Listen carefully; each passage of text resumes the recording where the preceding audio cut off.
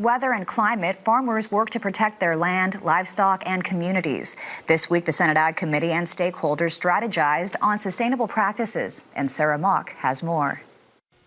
Lawmakers aim to help ag get ahead of climate change. Rather than agriculture being on the defense, today is about being on the offense and leaders. I mean, the reality is that agriculture can be leaders in solving this pollution crisis that's affecting all of us, creating energy independence.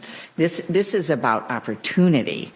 Experts say those opportunities will largely be driven by technology, and they encourage Congress to invest in research and use pilot programs to demonstrate new tools and methods. Farmers say changing demographics will also speed tech adoption. When our younger generation, we are all taking advantage of it. Right. But it's hard for some of them that have done it the way that they've always done it their entire life. It's hard for them to make that change. But others say bringing ag perspectives to climate policy is just as important.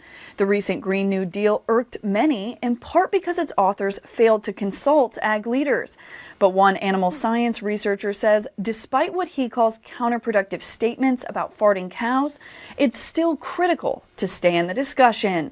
And I tweeted to that effect, and out came a discussion between a congresswoman and her office and myself along the lines of how agriculture can be part of the Green New Deal.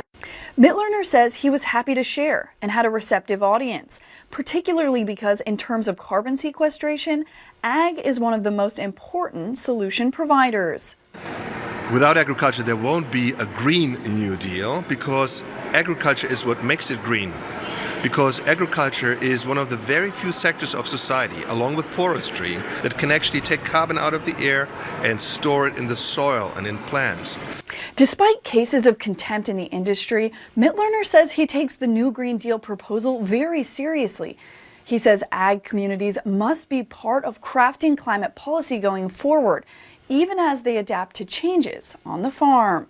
For RFD-TV, I'm Sarah Mock in Washington. Thank you, Sarah. And Mittlerner gained notoriety for challenging the conclusions of an FAO report which claimed that livestock generated more greenhouse gas emissions globally than the transportation